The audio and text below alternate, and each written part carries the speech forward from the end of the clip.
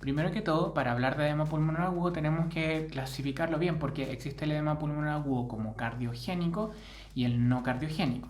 El edema pulmonar agudo cardiogénico y no cardiogénico se diferencian primordialmente en su fisiopatología, dado que en el no cardiogénico lo que hay es un aumento de la permeabilidad del intersticio pulmonar, lo que genera salida no solo de líquido al alveolo, sino también de proteínas, células, muchas otras sustancias. Esto se traduce desde el punto de vista práctico. En general esos pacientes intuban, el manejo es más difícil.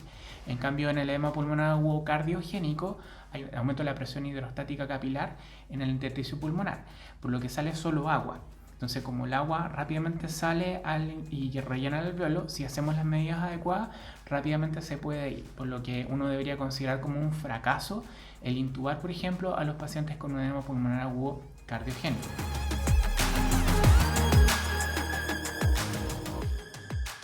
Con respecto a las causas del edema pulmonar agudo cardiogénico, la primera generalmente siempre es una descompensación de la enfermedad cardíaca de base del paciente.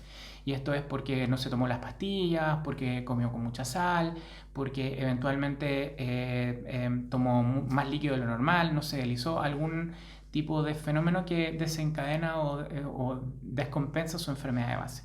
Pero obviamente también está la isquemia, hay enfermedades valvulares, hay arritmia, entre muchas otras posibilidades. El edema pulmonar agudo generalmente tiene una mortalidad que varía mucho, dependiendo también de qué tan agresivo sea y tan efectivo sea nuestro tratamiento en la urgencia. O sea, va a impactar mucho si en la urgencia hacemos un manejo agresivo y, por ejemplo, evitamos la intubación del paciente. La fisiopatología aquí generalmente se entiende como una espiral de la muerte y hay varias como diapositivas que yo les voy a mostrar que representan lo mismo. Siempre hay algún tipo de estresor o gatillante que genera una serie de fenómenos posteriores. Una vez hay un estresor, se activa, por ejemplo, el sistema renina-angiotensina-aldosterona, lo que aumenta la poscarga del ventrículo izquierdo.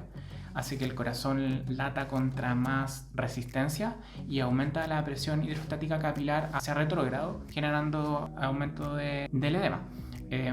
También puede ser al revés, en el fondo uno puede tomar mucho líquido o comer con mucha sal y hay mucha llegada de líquido a través del corazón derecho, el cual no le da abasto, entonces se empieza a acumular líquido.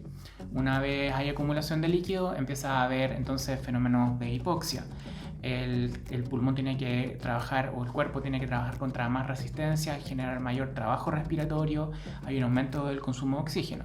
Como hay un aumento del consumo de oxígeno, el corazón, si no se la puede generar isquemia, genera taquicardia, lo que disminuye el tiempo llenado del ventrículo izquierdo, lo que aumenta también la presión del intersticio pulmonar. Todos estos fenómenos generalmente se van como potenciando unos a los otros y van generando cada vez más edema. Y con más edema hay más activación del sistema de estrés o el sistema renina-angiotensina-aldosterona. Hay menor diuresis, contraestrés, entre muchos otros fenómenos. Fisiopatológicamente, cuando ustedes se enfrenten a esto, también lo pueden entender como alteraciones de la precarga, por ejemplo, con un retorno venoso aumentado, un corazón que no da abasto contra esa precarga aumentada que tiene el paciente. Puede haber un problema del corazón mismo, por ejemplo una valvulopatía o isquemia, fenómenos de la contractibilidad que hacen que el corazón no dé abasto contra este aumento de la presión, o fenómenos de la poscarga, en el cual hay aumento de las resistencias vasculares periféricas, aumento del sistema de estrés, aumento de las catecolaminas, más taquicardia, disminuye el tiempo llenado del ventrículo izquierdo, entre otras cosas. Entonces, si ustedes entienden la fisiopatología de la enfermedad como una espiral de la muerte, van a poder entender entonces que hacemos un tratamiento, por ejemplo la prescarga, y eso va a impactar en todo el círculo y va a generar un fenómeno como virtuoso que va a sacar de la espiral de la muerte al paciente.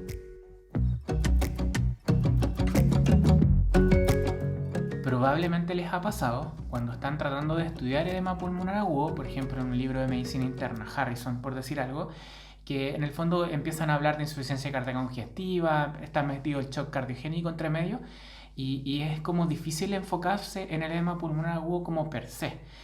Salvo en la literatura como de medicina de urgencia, no hay como tanto enfoque eso en las áreas como de la medicina interna. Y es muy importante hacer la diferenciación porque el tratamiento del edema pulmonar agudo y el diagnóstico del edema pulmonar agudo es muy distinto, por ejemplo, de la insuficiencia cardíaca congestiva. Por ende, aquí yo les recomiendo que hagan como dividan la insuficiencia cardíaca aguda en tres como acápites, digamos. Entonces, uno va a ser el edema pulmonar agudo, que por definición debería tener o normo o hipertensión. Dos es la insuficiencia cardíaca congestiva, que es otro escenario, el paciente está mucho más estable. Y el tercer escenario es el shock cardiogénico, que por definición en el fondo está en shock, por ende hay hipotensión y fenómenos de hipoperfusión asociados. Bueno, el diagnóstico de edema pulmonar agudo no debería ser muy difícil, honestamente. El paciente con un edema pulmonar agudo es un paciente que llega a la sala de reanimación, o sea, es un paciente C1, por definición debería tener hipoxia, tiene gran taquipnea, puede estar un poco alterado de conciencia, hay gran uso de musculatura accesoria, suele estar taquicárdico y, como les decía, o normo o hipertenso, ¿ya? Es distinto el escenario del que les estoy mencionando de, por ejemplo, la insuficiencia cardíaca congestiva. Piensen en un abuelito que llega porque no se ha tomado los medicamentos en 3 semanas y llega con las piernas hinchadas, con un poco de edema, se cansa al subir las escaleras o al ir al baño y te lo pasan a un box como C2 con una naricera porque le cuesta un poco para respirar. Pero tú vas a hablar con el paciente y puedes hablar con él. Eso es una insuficiencia cardíaca congestiva. Se maneja completamente distinto del edema pulmonar agudo, que les tiene que quedar muy claro eso. El edema pulmonar agudo, por lo tanto, entonces es un paciente de reanimador. Taquipnea importante, habla frases entrecortadas, tiene hipoxia, está sudoroso, generalmente puede tener alteración o no de conciencia, tiene gran estrés, se le ve como con mucho miedo, es un paciente que sabe que se está muriendo activamente frente a sus ojos. Usted tiene que saber de que su examen físico, su historia clínica, el electrocardiograma, incluso la radiografía, todo unido, la sensibilidad que tiene para hacer, la sensibilidad, especificidad para hacer el diagnóstico de edema pulmonar agudo no es tan buena, pese a uno puede creerlo. Y si lo piensan, tiene lógica, porque el que tengan, por ejemplo, auscultan y tienen crepitaciones, no es algo específico de edema pulmonar. Los pacientes con EPOC tienen los mismos ruidos pulmonares muchas veces. O el que esté muy hipertenso tampoco es exclusivo del edema pulmonar agudo. Por ende, acá lo que nos va a ayudar mucho en la unidad de emergencia es utilizar la ecografía. ¿Por qué usar la ecografía? Bueno, a grandes rasgos, porque si lo comparamos desde el punto de vista de la evidencia contra, por ejemplo, la radiografía, el likelihood ratio de la ultrasonografía bedside en un paciente con insuficiencia respiratoria es 3 o 4 veces superior al de una radiografía, como les menciono acá en el recuadro, ¿ya? Y más que, miren, más que marearse con todos estos números que les muestro, acá lo importante es entender lo siguiente. Si ustedes tienen un paciente que tiene una insuficiencia respiratoria y ustedes están sospechando de edema pulmonar agudo, le hacen ecografía, que es lo que vamos a ver a continuación. En el fondo buscamos más de 3 líneas B en cada campo. Y eso nos diagnostica con una alta seguridad de que el paciente tiene edema pulmonar agudo. En el fondo, la ecografía, cuando la hacemos, si está positiva en este contexto de insuficiencia respiratoria aguda, nos confirma la enfermedad.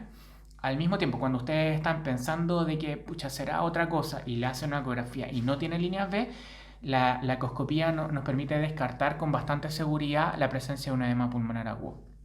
¿Qué van a buscar entonces en la ecografía? Cuando hagan una ecoscopía o ecografía, en el fondo van a poner el transductor entre dos costillas. Ahí, como se menciona en la fotito, en el fondo van a ver la sombra de las costillas y lo que vamos a buscar son la presencia de líneas B. La presencia de 3 líneas B o más en relación a este paciente con esta sintomatología nos confirman el diagnóstico, como se ve en el clip a continuación.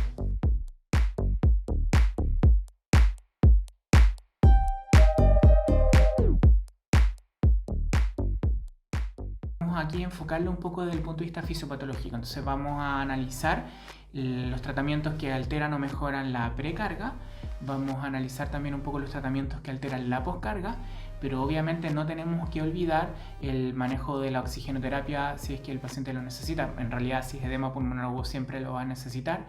El manejo de la patología o la causa del problema, obviamente el quitarle el dolor si el paciente presenta ese fenómeno, y vamos a hablar un poco de furosemía, pero en eso nos vamos a referir al final de la presentación porque tenemos aquí algo que hablar al respecto. Como les mencionaba entonces, vamos a hablar primero de la precarga. ¿Y por qué alterar la precarga? Porque la precarga disminuye entonces el retorno venoso.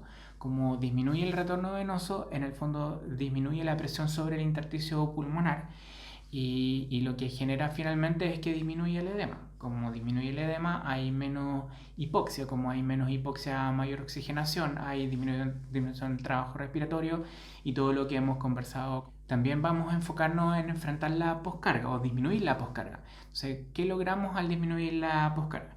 Vamos a mejorar la fracción de eyección. En el fondo el corazón va a tener que trabajar contra menos resistencia.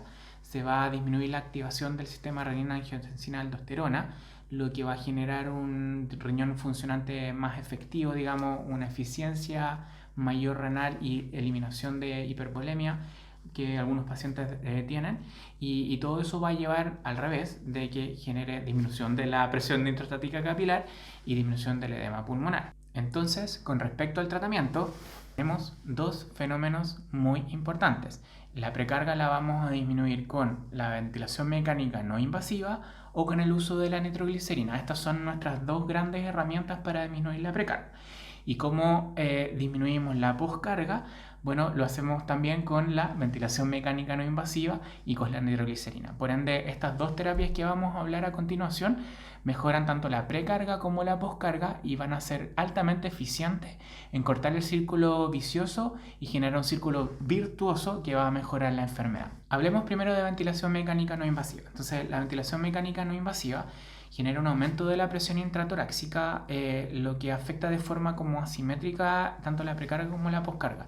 En fondo hay aumento de la presión, lo que disminuye el retorno venoso, obviamente disminuyendo la presión intersticio pulmonar, generando menos edema, y al mismo tiempo el corazón que está dentro de la caja torácica tiene más presión, entonces bombea como con más facilidad hacia fuera del tórax, o sea, como que le ayuda al corazón a vencer la poscarga que tiene, por ejemplo, que tiene severa hipertensión.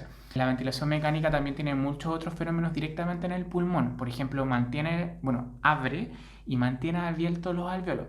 Acá si recuerdan un poco los conceptos como de embriología en relación al surfactante pulmonar, se acordarán de que el abrir el alvéolo es algo que necesita mucha energía, mucha fuerza. O sea, el pulmón tiene que generar una gran presión negativa para que se abra el alvéolo.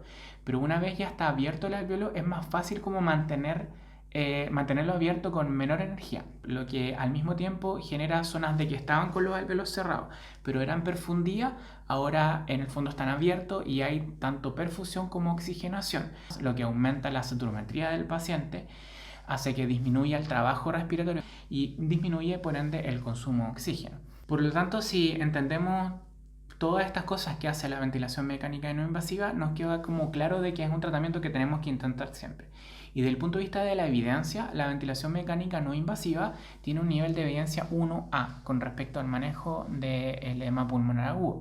¿Qué quiere decir esto en la práctica? Que estamos, entre comillas, siendo negligentes si no ocupamos la ventilación mecánica no invasiva cuando nos enfrentamos a un paciente con un edema pulmonar agudo. Tanto es así que hay una página que se llama NNT, que la pueden meter en Google en el fondo y que nos representa el número necesario para tratar con respecto a múltiples intervenciones. Entonces el NNT para salvar una vida en edema pulmonar agudo de la ventilación mecánica no invasiva es de 13. O sea, de cada 13 pacientes que hacemos ventilación mecánica no invasiva logramos salvar una vida si es que no estuviera esa intervención.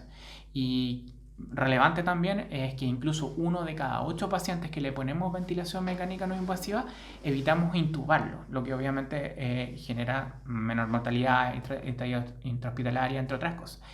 Y además, si se fijan, el número necesario para hacer daño o dentro de todos los estudios que hay, no hay estudios que demuestren de que la ventilación genera daño en el edema pulmonar agudo.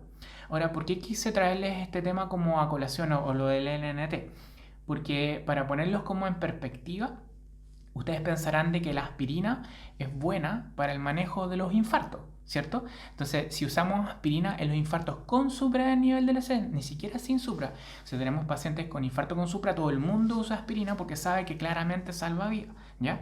Bueno, entonces el NNT o el número necesario para salvar una vía de la aspirina en infarto con supra de nivel del ST es de 1 en 42 pacientes. O sea, contrástelo eso contra 1,1 a 8 para evitar las intubaciones o 1 a 13 para salvar una vía del ventilador.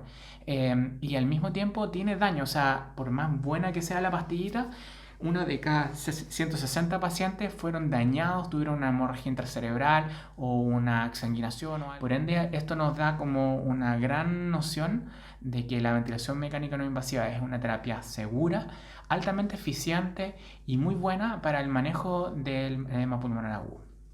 El problema con la ventilación mecánica no invasiva es que muchas veces no la tenemos como ampliamente disponible o quizás no nos enseñan tanto en pregrado cómo utilizarla. Entonces mucha gente como que tiene miedo de usarla o hay que llamar a la UTI que nos traigan el ventilador y nos demoramos 15-20 minutos en que traigan el mismo, lo que empieza a quitarle poder al tratamiento. ¿Ya? Lo que sí ampliamente está disponible en todas partes, en cualquier SAPU, es la nitroglicerina. Es un venodilatador que disminuye la precarga ventricular y de esa forma disminuye el edema pulmonar, ¿ya? Ahora también produce vasodilatación coronaria, lo que mejora un poco la perfusión coronaria en eventos de isquemia y por eso es tan bueno utilizarla en los infartos, en el fondo en las emergencias hipertensivas asociadas a isquemia cardíaca. La nitroglicerina también empieza a tener efectos que son de arterio dilatador cuando en el fondo tenemos dosis superiores, que generalmente son sobre 70 gamas por minuto. ¿Ya? Al generar esto disminuye la poscarga del ventrículo izquierdo y empieza a generar disminución del trabajo respiratorio. Lo importante aquí con la nitro es entender que es un medicamento que es maravilloso en el sentido de que su inicio de efecto es muy rápido, ya como al minuto está generalmente en peak y su vía media, o sea, si cortamos la nitroglicerina, a los 5 minutos, incluso antes diría yo, ya desde los 2 minutos que la empiezan a cortar, pero en estricto rigor dice la literatura hasta los 5 minutos, ya tenemos como eliminado el medicamento del intravascular, lo que quiere decir de que acá nos podemos equivocar con la nitroglicerina y no les va a pasar nada, o sea, el paciente lo peor que le va a pasar es que se va a hipotensar, le paran la nitro o eventualmente la bajan la dosis y en 5 minutos va a volver a estar en su estado anterior y generalmente mejor de lo que estaba antes de usar la nitroglicerina.